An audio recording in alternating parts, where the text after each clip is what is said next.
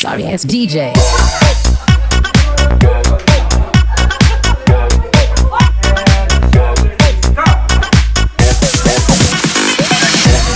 At nagparty nga ang mga trentahin. Look at the big wide world we're living in. Yeah, I'll keep running until I discover it. I know I got. This weekend is a lot more chill compared sa last weekend. We're gonna go to a party. Hi! So today's Saturday, December 13. Papunta kami ngayon sa SM Dasmariñas. Well, every weekend naman nagpupunta kami doon for groceries. But aside from that, may iba kaming pakay today. Kasi tomorrow, magkakaroon kami ng parang Christmas party / reunion. Well, technically, hindi na masyadong reunion ng mga high school classmates ko. So sila rin yung mga nakasama ko nung bridal shower and sa wedding. So same people, same group of people.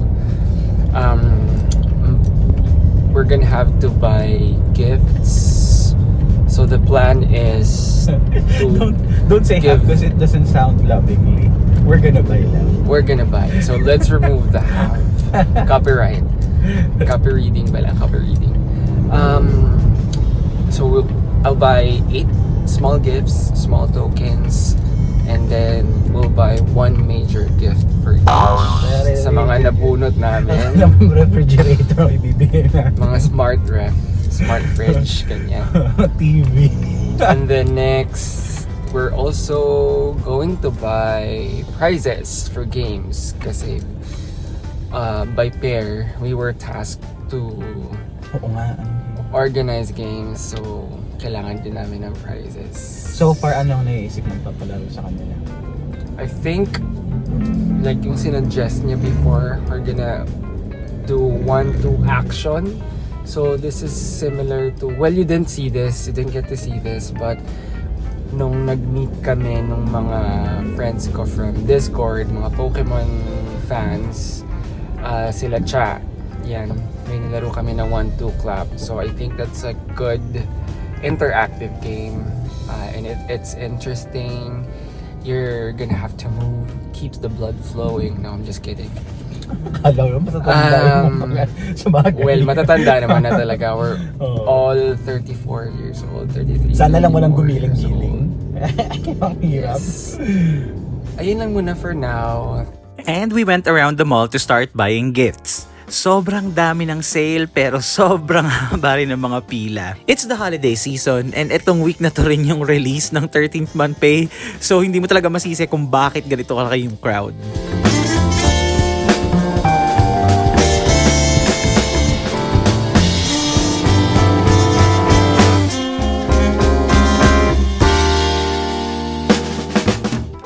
One sign na tumatanda ka na is nagbabago na ang wishlist ng mga kaibigan mo.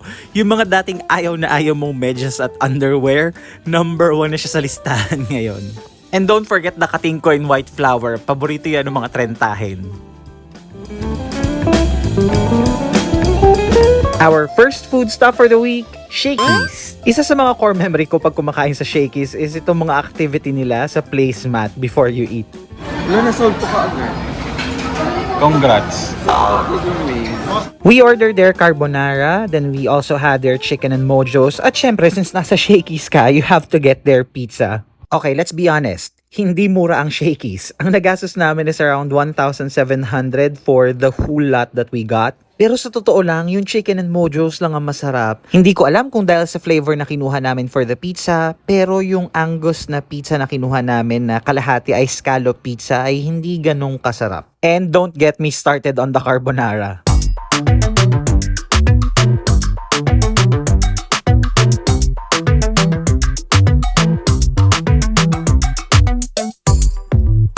And to quote Miguel, lasang tubig yung carbonara. Siguro dahil na rin mataas ang expectation namin sa Shakey's. Pero kasi Shakey's yan eh, kalaban niya ng Greenwich and Yellow Cab. We were expecting it to be really good. Pero maybe this is just another case of masarap dahil sa memories natin from our childhood. After eating, we went to Manila Creamery and got their ice cream.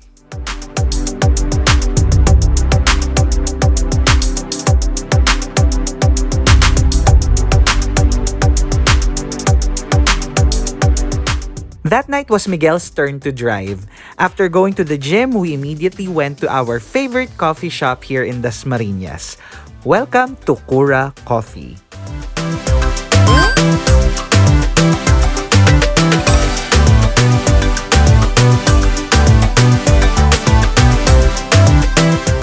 Kura Cafe has always been our favorite coffee shop since na-try namin siya.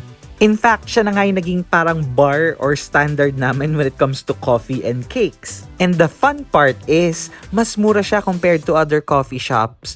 So, at the fraction of price for what you're gonna buy in Starbucks, you're gonna get better quality coffee and better quality cakes. Promise, sobrang sarap ng cheesecake and chocolate cake nila rito. Dapat matry yung lahat.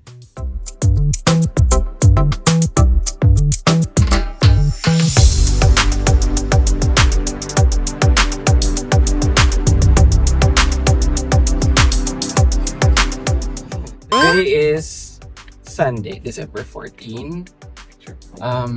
On the way na kami ngayon sa Quezon City, specifically sa Fairview, para doon sa Christmas party with my high school friends. Medyo maaga kami nakaalis. Well, we need to leave early kasi na malayo kami. Time check, it's 1:23. The party, I think yung event will start mga 5 or 6 p.m. Tapos pinalala ko. The gathering of bitches. Charot. And the reason kaya kami maaga para makapag-lunch, coffee, gas, wee stops. Kasi syempre, yung mga bladders natin, kailangan Very French. i-free up yung mga bladders natin. At saka 2 hours din naman yung biyahe, so tama lang naman din yung oras para hindi kami masyado nagmamadali. Sakto lang yung time. The main reason kaya kami mas maagang umalis than usual is actually because we wanted to try some food in Maginhawa Street in Quezon City. And as ika nga, Southerners of the Philippines from Cavite, bihirang-bihira kami nakakapunta sa mga areas kagaya nito. Kaya nga gusto naming puntahan tong place na Maginhawa kasi nga napaka-legendary niya pagdating sa mga masasarap na pagkain.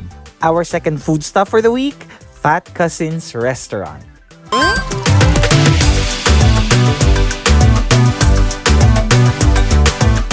We ordered nachos for starter, and then I got their home roast beef and Miguel got their T-bone steak. The restaurant was not very big, siguro mga around 10 to 15 people lang yung kasya sa loob, but the vibe was good. It felt like an old diner na mapapanood mo sa mga American movies.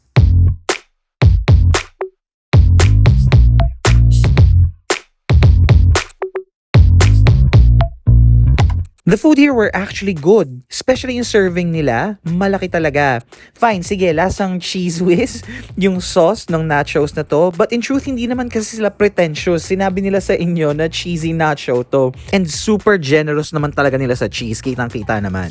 And for their price point na nagre-range from 200 to 350 per dish, wala kang lugi. Lalo na't yung ibang mga dishes nila are actually beef dishes. And I'm telling you, ang sarap ng home-style roast beef nila. As in, lalo na tong mashed potatoes nila, ang dami nilang hinalo na kung ano-anong mga herbs, talagang masarap.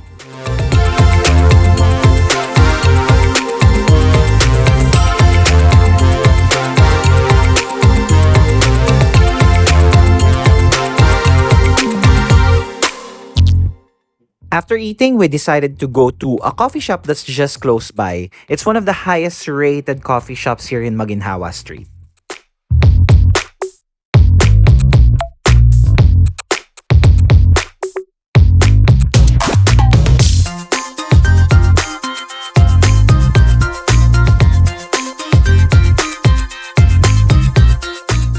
Welcome to Old Ironside Coffee.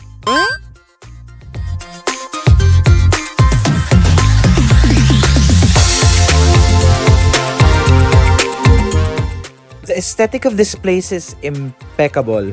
Gets mo kung bakit nila tinawag na museum/coffee shop yung place? Kasi everywhere you turn in this cafe, makikita mo yung iba't ibang mga gadgets na ginagamit nila to create coffee from way back then until now. And in full transparency, mahal talaga ang mga cakes and coffee dito. Pero naiintindihan mo rin naman kasi nga talagang specialty nila yung coffee. And here's a quick tour of the place.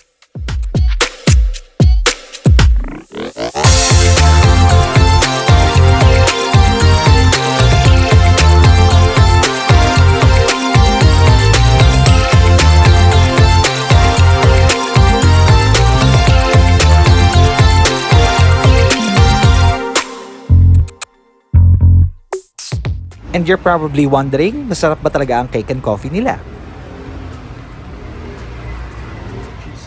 Ay.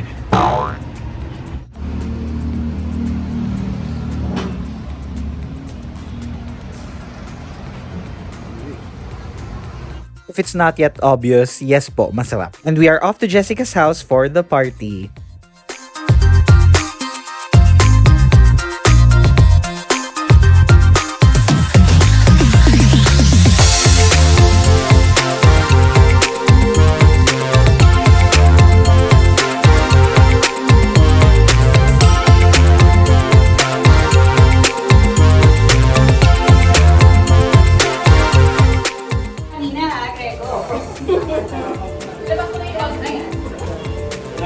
Isa na lang kay Gregor. Gregor, ano ba ito? Uy! Kamusta ang bagong karaan?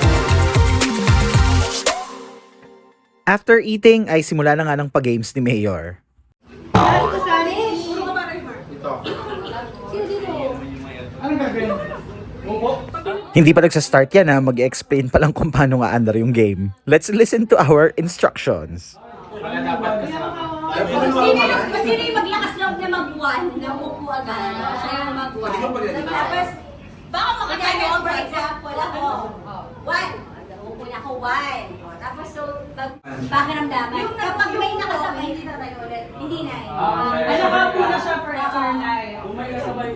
Okay, so the objective of the game is umupo ka at magsabi ng number mo at dapat wala kang makasabay. Kasi pag may nakasabay ka, talo ka na. Okay, game.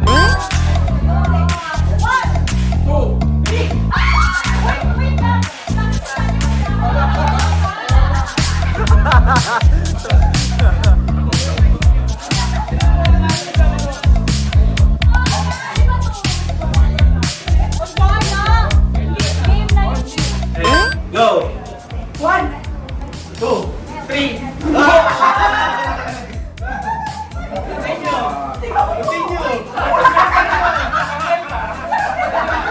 Hindi, nakaka-focus pa rin ba?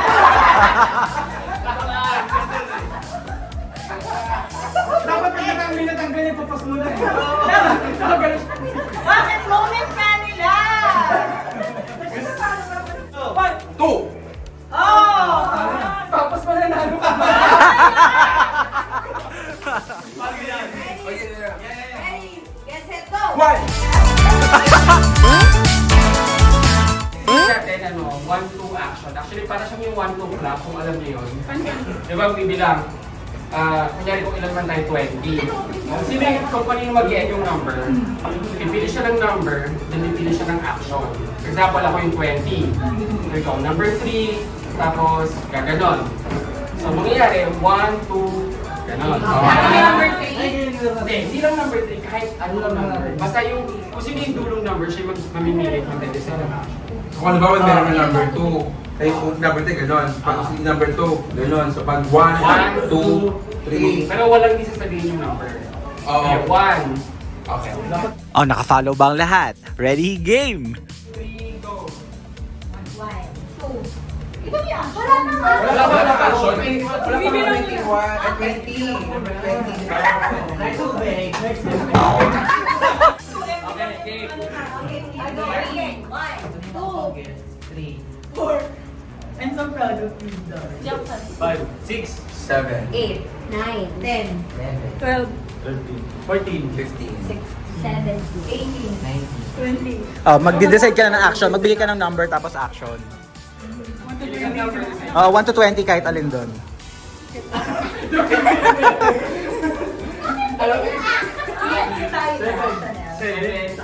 Kamot. Okay. Start na ng 1. 1, 2, 3, 4, Wala dapat sa akin. Lahat ng Ba't gusto mo mag...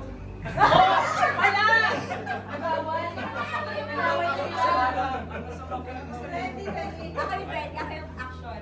Hindi, 21.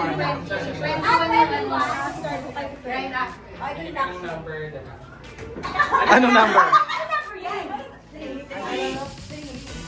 Parang ako. One.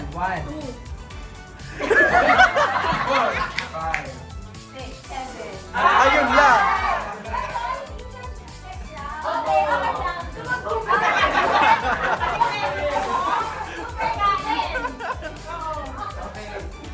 Ulit 1.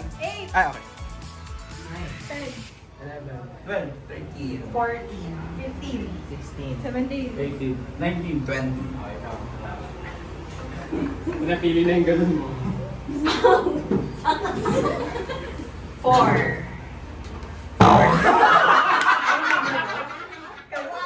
Ano number mo kanina?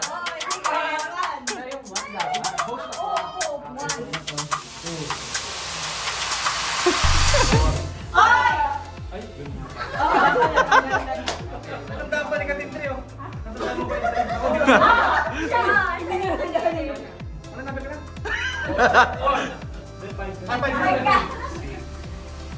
Dapat na ulit na, diba? Kasi natanggal. Mali!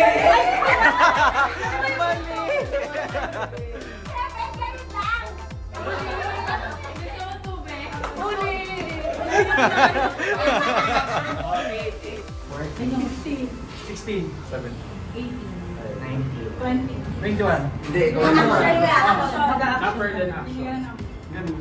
number. 11. 1. Ay!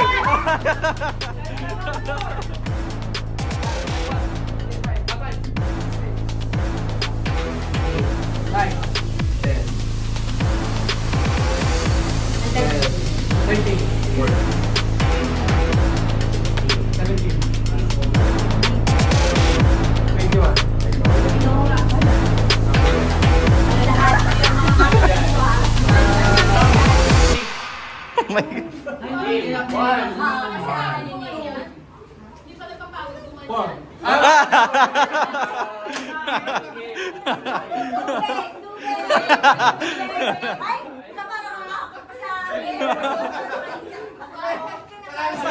Ayan. Bawasan na yan, bawasan. Saan na yan?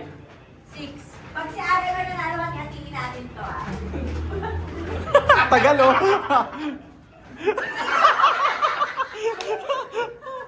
Ay, lang na. 7. May 8 siya. Ay, may 9. 10.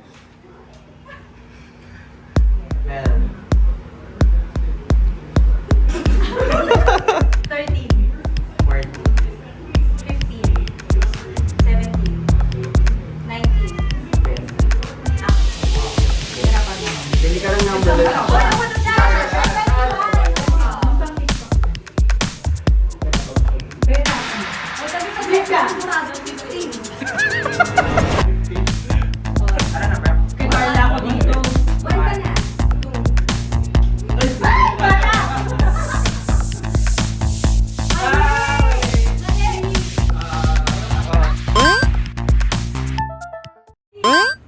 And for this third game, kailangan mo lang maisuot ang diaper without using your hand.